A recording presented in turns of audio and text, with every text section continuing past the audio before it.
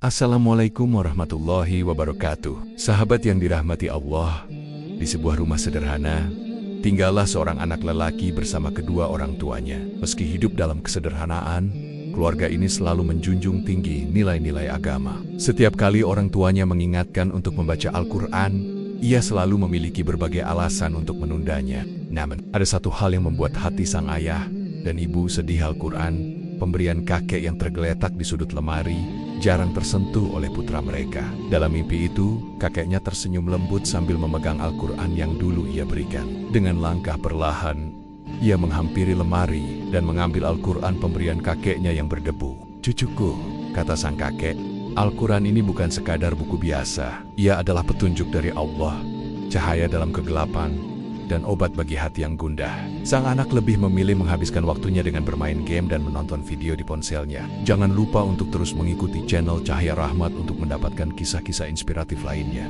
Aktifkan notifikasi dengan menekan tombol lonceng agar tidak ketinggalan video-video terbaru dari kami. Suatu malam, sang anak bermimpi bertemu dengan kakeknya yang telah wafat. Sang anak terbangun dengan air mata yang mengalir. Ia teringat betapa sayangnya sang kakek kepadanya, dan bagaimana beliau selalu menekankan pentingnya membaca Al-Quran. Sejak hari itu, ia mulai membaca Al-Quran setiap hari, meski hanya beberapa ayat. Perlahan tapi pasti, ia merasakan ketenangan yang luar biasa. Ponselnya tidak lagi menjadi prioritas utama. Setiap kali membaca Al-Quran, ia merasa seolah-olah kakeknya ada di sampingnya, tersenyum bangga. Bahkan, sang anak mulai mengajak teman-temannya untuk belajar membaca Al-Quran bersama. Jadikan ia sebagai pedoman hidup, sahabat setia, dan penerang dalam setiap langkah kita. Perubahan sikap sang anak membuat kedua orang tuanya sangat bahagia. Rumah mereka yang sederhana kini dipenuhi lantunan ayat-ayat suci. Sahabat yang dimuliakan Allah, kisah ini mengingatkan kita bahwa Al-Quran adalah hadiah terindah dari Allah Subhanahu wa Ta'ala untuk umatnya.